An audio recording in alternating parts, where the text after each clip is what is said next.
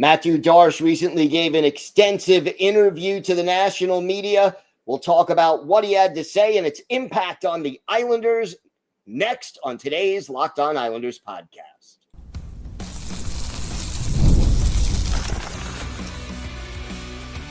Your Locked On Islanders, your daily podcast on the New York Islanders. Part of the Locked On Podcast Network, your team every day. Welcome, everybody, to the Friday edition of the Locked On Islanders podcast, part of the Locked On Podcast Network, your team every day. I want to thank everyone who makes Locked On Islanders your first listen every day. Don't forget to subscribe on YouTube or wherever you listen to podcasts so you never miss an episode. Today's episode is brought to you by Game Time. Download the Game Time app, create an account, and use code LOCKEDONNHL for $20 off your first purchase.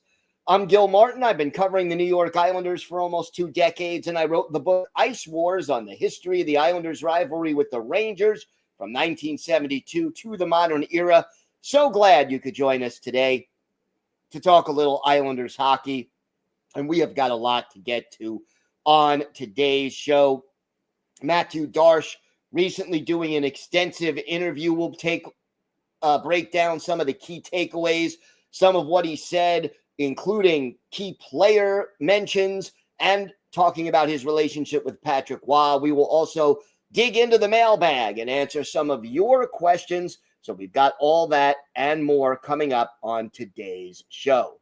We got to start with this interview. Mathieu Darche. First of all, how refreshing that the general manager of the New York Islanders not only does the interview, okay, which was really good. He was on the Jeff Marek show.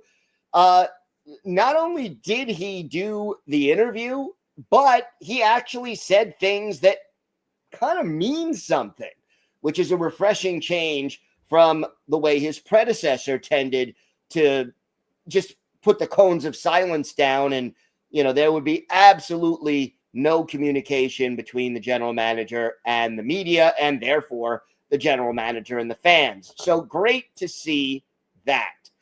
And I really liked a bunch of things that were said by Mathieu Darche. And let's start with an important one. Semyon Varlamov, still working his way back, rehabbing his injuries. And basically, Darche said, from what I've been told, his rehab is progressing well. He's getting on the ice next week, I believe. Everydayers understand. We've talked about the importance of having a reliable backup goalie. That over the last 2 seasons, especially, if you overwork Ilya Sorokin, and to me that means more than 55 games, I'd really like it 50 to 52 games. But if you overwork Ilya Sorokin, he's going to struggle. And we don't want to see him struggle on the ice, tire, wear down, get injured, and just not play up to his capacity. If the New York Islanders are going to find a way to play better this year, they cannot have an injured or a worn down Ilya Sorokin. And again, Darche explaining that the reason he signed veteran backup goalie David Ritchie was as insurance against Varley not being ready. And again, we talked about this on the show, but here's what Darche had to say. My job is to protect the organization. It's a big role. Sometimes that's the difference between being in the playoffs or not. And look, last year, Marcus Hogberg was the 3rd goalie in the organization. He had a good start to, when he was put into the lineup. At first, the Islanders had no confidence in him. Then he got a few starts, played well, injured his hand, and was really bad when he came back. So here is Darche acknowledging that you can't rely on a 37-year-old veteran goalie coming back from surgery and necessarily being ready for game 1 in October. So you got Ritchie, and behind Ritchie, you would also have Hogberg. All of a sudden, there is depth at the goalie position. You can't wear Sorokin out, so you've got to be able to have a backup, especially with 15 back-to-back games on this schedule. And that is certainly a very good thing to see. The other thing that I really liked when looking at this interview and listening to it, Darche talking about Cal Ritchie. And I would like to see Cal Ritchie on this team sooner rather than later. To me, this upcoming season is still a retool year, that it's more important to start shedding bad contracts and making this team, yes, younger, faster, and more skilled. And we're getting there. We've started down that road thanks to Mathieu Darche. But to me, getting a guy like Cal Ritchie into the lineup, in my mind, would be a good thing.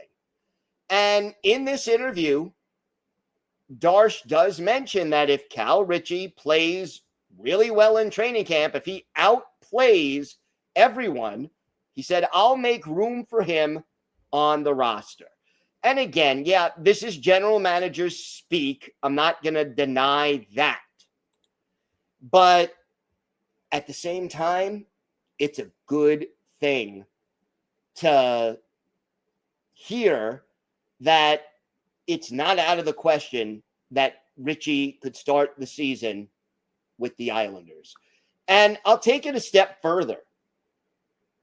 Cal Ritchie is a natural center. Mathew Barzal is a natural center.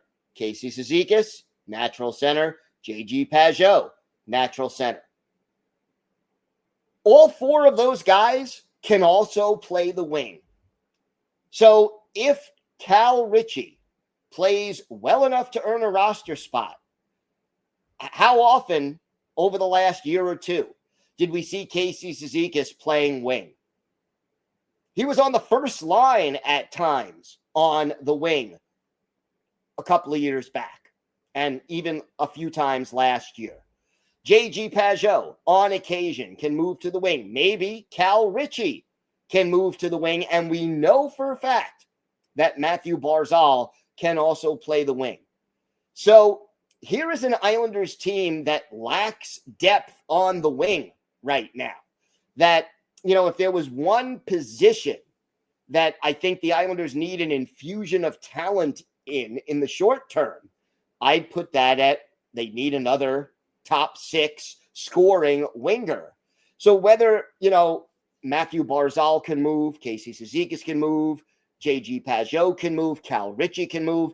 If Ritchie plays well enough, they will find room for him on the roster. And if not, if he needs a little more time, again, final year of the contract of J.G. Pageau.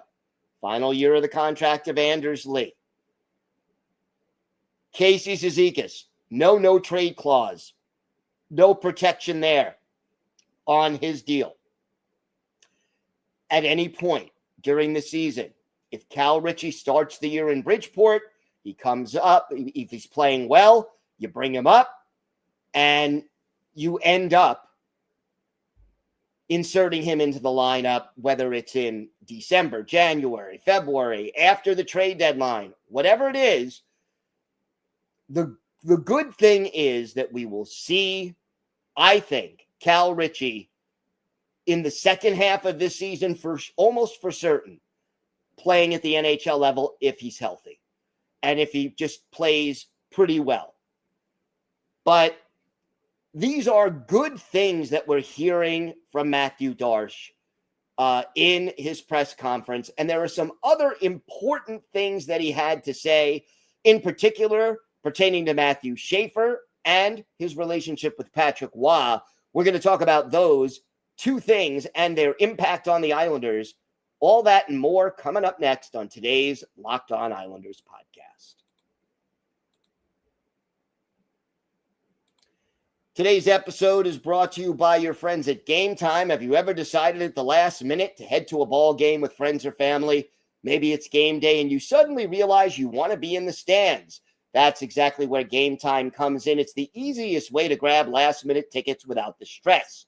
With the money you save on tickets, you could splurge on food, drinks, merch, or even invite a bigger group to come with you. Game Time makes it all possible. Game Time makes buying tickets fast and simple. Prices on the app actually drop the closer you get to first pitch, and they've got incredible last-minute deals, clear seat views, and a lowest price guarantee that takes the worry out of buying. Tired of endless scrolling, trying to find the best deal? Game Time Zone Deals pick the best seats in your section for you. So take the guesswork out of buying tickets with Game Time. Download the Game Time app, create an account, and use code LOCKEDONNHL for $20 off your first purchase. Terms apply. Again, create an account and redeem code LOCKEDONNHL for $20 off. Download the Game Time app today. Last-minute tickets, lowest prices, guaranteed.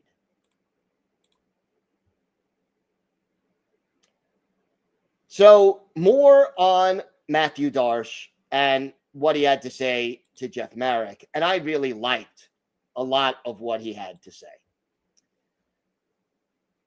And one of the things he said that I kind of locked on to was this. When asked whether or not Matthew Schaefer will make this team and how long he'll stay on this team, here's what Mathieu Darche had to say. It's up to Patrick Roy. At the end of the day, Matthew still has to go through training camp. He's got to show us that he's ready to play in the NHL. Do we think he has a chance? Absolutely. But he's got to show us also. Camp will tell us where and how much he plays depending on how it goes. Because let's face it, the NHL is another level. And I think that is the right thing to say, but it also is indicative. There's two layers to this whole thing. And the first one is this. Matthew Schaefer, not guaranteed a spot on this roster. He's got to earn it. Again, general managers speak, but all legit, all good. But also, it talks to us about the relationship between the coach and the general manager. And again, this is another area that I find refreshing with this new GM, Mathieu Darche. Here's what he said. Honestly, I'm a big believer that managers manage and coaches coach. I'm obviously always going to have discussions with Patrick, but at the end of the day, I'm not behind the bench. You don't get the feel directly in the game. So the beauty of it to me with Matthew, so he said, general managers manage, coaches coach. And he said, the reason I wanted to work with Patrick is I trust him as a coach. We'll have discussions all the time, but of course, he's the coach. I'm not a micromanager. Even with my amateur staff, the pro staff, you hire the right people. You hire them to do their job, and that's how I see it. We're on the same page, me and Patrick. We want to play that up-tempo style. I am not a micromanager. Managers manage, coaches coach. Contrast that with his predecessor. I respect Lou Lamoriello. I respect his Hall of Fame career. But no doubt he was a micromanager. And over the course of last year in particular, you could see that at times there was tension between Patrick Waugh and Lou Lamoriello. And you heard Waugh at one point actually just come out and say, I coach the team that Lou gives me, which was not the kind of thing you say when your general manager and your coach are on the same page. And everydayers will also remember that several times during the season, I talked about how Lou Lamoriello did not necessarily give Patrick Waugh the kind of players he wanted to run his system.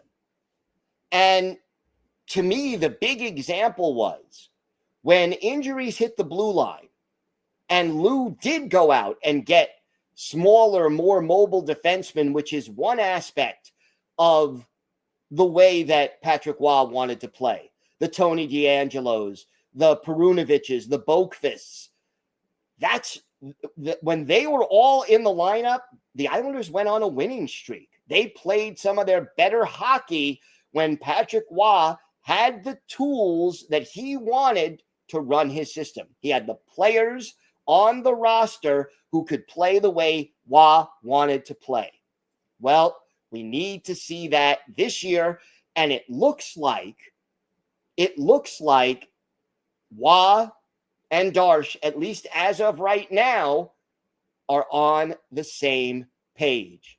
So, to me, you know, the old cliche in sports, whether it's a coach or a general manager, you usually end up hiring a new person who has a lot of the opposite traits of the last guy you hired. So Lou Lamoriello, Hall of Famer, multiple Stanley Cup wins, very experienced, the oldest GM in the league, micromanager. Mathieu Darche, about 35, 40 years younger than Lou Lamoriello, never experienced as a general manager, an assistant GM, lengthy resume, but never an NHL GM, and not a micromanager. Let's see how this change affects the New York Islanders. But I really liked what Darche had to say and the way he's going about making changes to the lineup, to the prospect pool, to the way things are done in Bridgeport, stockpiling draft picks instead of trading them away, and giving Patrick Waugh a chance to breathe and do what he wants to do. I really like the way he's going about this. And yeah, to me, it is really good. All right, we're going to go to the mailbag now, and we're going to do one quick mailbag question before we do the second break. Hi, Gil. The Islanders appear to have addressed many needs this offseason, particularly with their depth at forward and also their prospect pool. My question is, who will assume the role of enforcer on the club now that Matt Martin has retired? Interested in your thoughts, Joe from Vero Beach, Florida. Joe, first of all, thank you for the question. And it's a fair one. And I don't know if I have a great answer as of right now. I don't see a player on the ice who I would label as an enforcer. There are some guys who can drop the gloves and defend teammates. We've seen Scott Mayfield do it on occasion. We've certainly seen Anders Lee do it on occasion.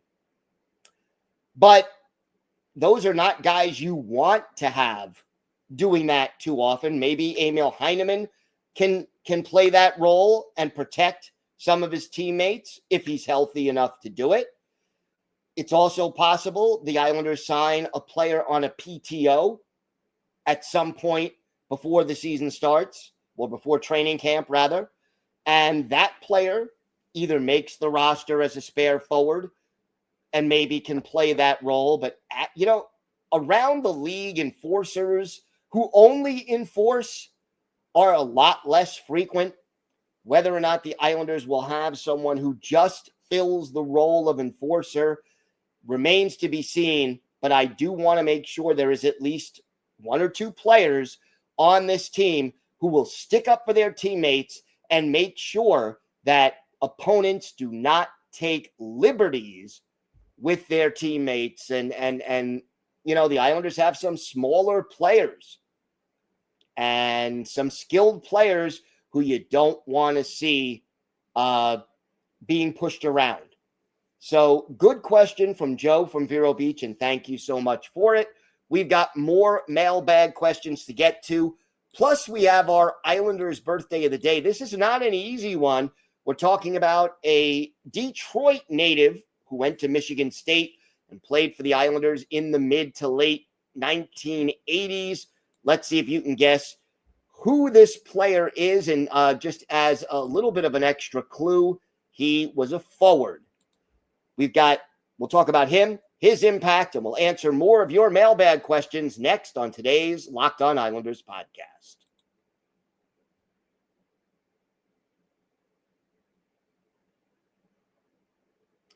All right, we go back to the mailbag, and we've got, again, more questions. This one is from Mike in Vermont. First, he says, hey, Gil, couple of things come to mind while waiting for hockey to start, and I'd love to hear your thoughts. First, who do you think is or will be the face of the Islanders? Lou's media lockdown prevented the Islanders from having a true public face type player that fans across the league could identify with the team. Barzal certainly has the personality, the looks, and skills to fit the role. Lee seems like a pretty vocal captain and has been our league rep at many events. And Casey has been a great presence and shows the Isles' gritty identity. But on a national level, who do you think has been the Isles' face around the league? Schaefer seems to be a great candidate to fill this role, and it's great to see more Islanders players out there representing the team. Mike, I agree. It's great to see more players out there on podcasts, doing interviews, getting involved in the community, and it being publicized. I do like that. I think right now, Mathew Barzal is probably, if I had to pick one player to be the face of the franchise, I think Matthew Schaefer, in maybe as soon as 2 years from now, could fill that role. I think he's up and coming. Guys like Casey Cizikas and Anders Lee, not sure how much longer they'll be with the team, but they are certainly up there on the list. Ilya Sorokin, because of the fact that English is not his first language, that could hamper him, but I think he has the personality to do it. I'm going to say for right now, it's Barzal number one, and I think in a couple of years, Schaefer could overtake him, and don't eliminate Bo Horvat from that equation. My other thought is around someone that makes the players around them better. This seems to be a quality the Islanders may be lacking, and I wonder about seeking out someone like that, maybe through trade or free agency next year. We hear about the best players making the people they play with better, the Crosbys, McDavids, but I'm not sure we have someone like that on the team now. Sorry to mention the name, but John Tavares did make the careers of inferior line mates, but we hear how hard it is for wingers to play with Barzal. So can the Islanders get a player who can make the players around him better? And Mike, I think this is a great question. And I think the answer is yes. And I think your timing is really good. I don't think it's going to happen this year. I don't. I think that next offseason, maybe at the trade deadline, but more likely next offseason, is when you start thinking about a free agent or a trade that could bring in those players. And I got to say this. Players who make the other guys around them better are not easy to find. Matthew Schaefer may have the potential to be that player, but it's probably 2-3 years off minimum. I think about, it's not always just what they do on the ice. Sometimes it's leadership. I remember, for example, Mark Messier, when he was with the Rangers, he made the players around him better, not just because he was good on the ice, but because of the way he was a leader and he brought out the best in his teammates. Brian Trottier did that. Dennis Potvin did that. If you go back in Islanders history, you need players like that. And very often that separates a good team that can make the playoffs and maybe win a round from a team that goes on a long playoff run and can contend for a Stanley Cup. So to me, next off season is when I'm looking at a trade or a free agent signing. And if Mathieu Darche manages the cap well, we could see that. We could see enough cap room to go out and add. Plus, the cap is going up every year. I think we'd have enough cap room to get that accomplished. But, that's a big move. It's not going to come cheap if it's a trade. And it's an important piece of the puzzle. The Islanders have tried. Alexei Yashin was supposed to be that guy. You mentioned John Tavares. They're not easy to find. Intangibles are a big part of it. Let's see if Darche can get that done. So thank you, Mike, for that question. And then Thomas from Queens, if Ritchie makes the team out of camp, who gets traded to make room? Thomas, again, thank you for the question. Friend of the show, always sending in questions, and great to hear from you. As I said earlier in the show, if you could just move someone to wing, that is one possibility. To me, J.G. Pageau or Casey Cizikas would be the top candidates to get traded. You could also move Barzal back to the wing as another alternative. So it all depends on how it plays out. But to me, J.G. Pageau and Casey Cizikas would be the top two candidates to be traded if Ritchie makes the team out of camp. Time now for our Islanders' birthday of the day, and Saturday will be the 64th birthday of former Islanders forward Mark Hamway, the 6-foot, 185-pound native of Detroit, a seventh-round pick of the Islanders back in 1980, 4 seasons at Michigan State, played his first 2 games with the Islanders in 84-85, and was with the team for part of 3 seasons. His biggest season, 85-86, 49 games, 5 goals, 17 points, and 9 penalty minutes, and he did appear in 1 playoff game that year. And Hamway didn't play for any other NHL teams, hung up his skates after the 86-87 season. One of his better games as an Islander, October 26th, 1985, Islanders visiting the Blues in St. Louis. Kelly Rudy, the Islanders goalie, Greg Millen in between the pipes for the Blues. And in this game, the Islanders led 2-0 after 1. And in the third period, Mark Hamway scores his first goal of the year. John Tonelli and Brian Trottier with the assists. And that made it a 3-0 Islander lead. It also ended up being the game-winning goal. And by the way, it was the first NHL goal for Mark Hamway. So in the game, Hamway had a goal on 3 shots. It was the game winner. He was a +1, and it was the first of 5 career NHL goals for Mark Hamway. He is our Islanders' birthday of the day. Thank you for making Locked On Islanders your first listen today. For your second listen, check out the Locked On NHL podcast. There is no off season. We're bringing you the daily league-wide stories that matter most with the local coverage you love from Locked On. Find Locked On NHL on YouTube or wherever you listen to podcasts. It's part of the Locked On Podcast Network, your team every day. If you have a question, a comment, maybe a topic you'd like us to discuss on a future episode, email us at lockedonislanders@gmail.com. If you leave your first name and where you're from, we're happy to mention you on the show when we discuss whatever's on your mind. You can follow the show on X at Locked On Isles. You can follow me, Gil Martin, on X at Ice Wars, NYRVSNYI. We'll keep you up to date on all things Islanders all year long. And it's always great to talk Islanders hockey with you anytime.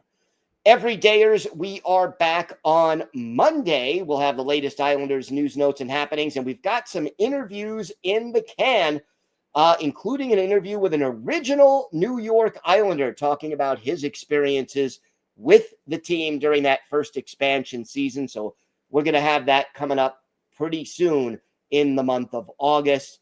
Have a great weekend, everybody. Stay safe. And of course, let's go Islanders.